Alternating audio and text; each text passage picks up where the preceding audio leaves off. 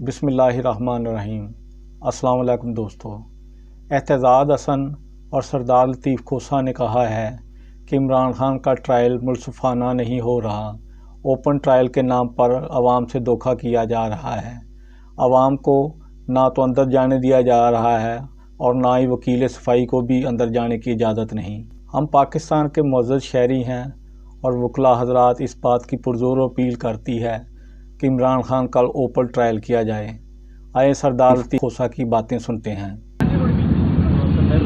یہ open trial کا آپ نے اپنی نظروں سے مشاہدہ کر لیا۔ یہ جیل ٹرائل ہے، یہ کیمرہ ٹرائل ہے، اس میں کوئی پبلک کو جانے کی اجازت نہیں ہے۔ کھوسہ صاحب تو وکیل ہیں خان صاحب کے، سلمان راجہ صاحب اور ہم شہری ہیں اس ملک کے، ہم وکیل بھی ہیں۔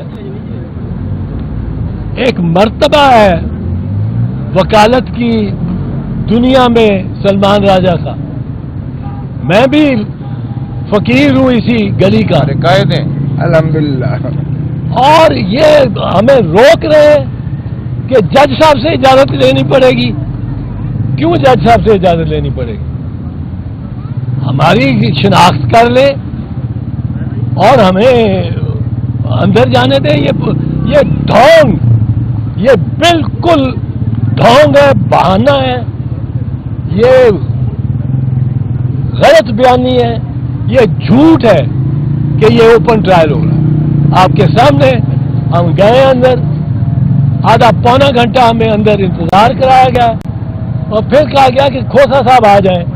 کھوسہ صاحب بھی نہیں جانے کو تیار جب تک یہ اوپن ٹرائل یہ ریسٹرکشنز کم نہیں ہوتی۔ یہ ریسٹرکشنز اس طرح کی ہوں گی تو پھر کیا ٹرائل ہو رہا ہے؟ تو یہ مس ٹرائل ہے، یہ ٹرائل خان کا غلط ہے اور شاہ محمود کا۔ شاہ محمود بیچارے کو وہ ہتھکڑیاں لا کے آپ فارن منسٹر کو لے کے پھرتے ہو، کچھ شرم آنی چاہیے۔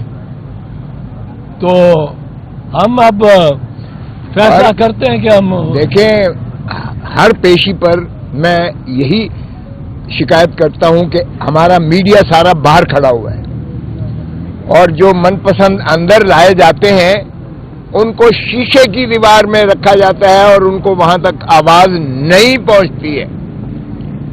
آواز حتیٰ کہ جہاں وکلا کے بیٹھنے کی جگہ بنائی ہے اور جو جج صاحب کے آگے وکیل کھڑے ہو کے بحث کرتے ہیں وہ وکلا تک نہیں آتی ہے۔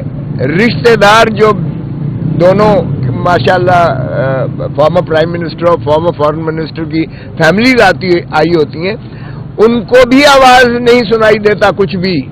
اتنا یعنی فاصلہ ہوتا ہے یا اتنا میڈیا کو بٹھاتے کس لیے ہو اگر انہیں آواز ہی نہیں آتی ہے؟ اور میڈیا بھی وہ اس میں سے اسکریننگ کرتے ہیں، ہماری لسٹ نہیں، ہم لسٹ دیتے ہیں آپ کے نمائندوں کی، آپ سے لکھوا کے، ان کو نہیں بلایا جاتا اور ہر پیشی پر ہم یہی کہتے ہیں۔ اب راجہ صاحب آپ کو بتائیں گے کہ انہوں نے جو آرڈر کروایا تھا جیل ٹرائل کو، جو انہوں نے منسوخ کروایا تھا، کالعدم کروایا تھا، غیر قانونی اور غیر آئینی کروایا تھا، اس میں بھی کیا آبزرویشن تھی کہ اگر جیل کے ٹرائل بھی ہو تو کس انداز سے ہوگا اور کتنا اوپن ہوگا اور انٹرنیشنل میڈیا اور نیشنل میڈیا کو رسائی ہوگی، پبلک کو رسائی ہوگی، وکلا کو رسائی ہوگی، یہ بتاتے ہیں آپ کو، لیکن کسی کو کوئی رسائی نہیں ہے۔ یہ سیکریٹو ٹرائل ہمیں قبول نہیں ہے۔ بتاؤ، ہمارے ملک کے آئین اور قانون کے مطابق یہ حق ہے ہر شہری کا اور میڈیا کے ہر رکن کا کہ وہ دیکھ سکے کہ انصاف کیسے ہو رہا ہے، کیا انصاف ہو رہا ہے، نہیں ہو رہا، جج کے تیور کیا ہیں، گواہان کے تیور کیا ہیں۔ یہ بہت اہم ہے۔ بند کمرے میں تاریکی میں ٹرائل نہیں ہوتا اور یہی فیصلہ اسلام آباد ہائی کورٹ نے دیا اور وہاں بھرپور انداز میں یہ کہا گیا، اسلام آباد ہائی کورٹ نے کہا کہ اگر کسی وجہ سے سیکیورٹی کے کوئی ٹھوس آپ کے پاس شواہد ہوں، ان کی بنیاد پہ اگر آپ کو جیل میں بھی ٹرائل کرنا ہے تو میڈیا اور عوام کو اجازت ہوگی کہ وہ جیل میں آ سکیں۔ اس وقت ہمارے کہنے پر اندر ایک بہت بڑا کمرہ مختص کیا گیا ہے ٹرائل کے لیے، جو آسانی سے 200 لوگوں کو لے سکتا ہے۔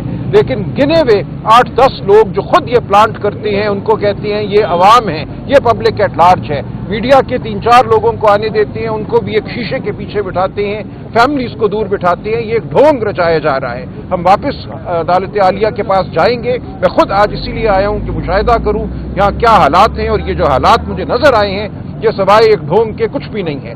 یہ ایک ٹرائل غیر آئینی، غیر قانونی طریقے سے ہو رہا ہے، اور عدالت کو اس میں دوبارہ میں سمجھتا ہوں مداخلت کرنا ہوگی، اور ہم واپس عدالت عالیہ اور پھر عدالت عظمیٰ کے پاس جائیں گے۔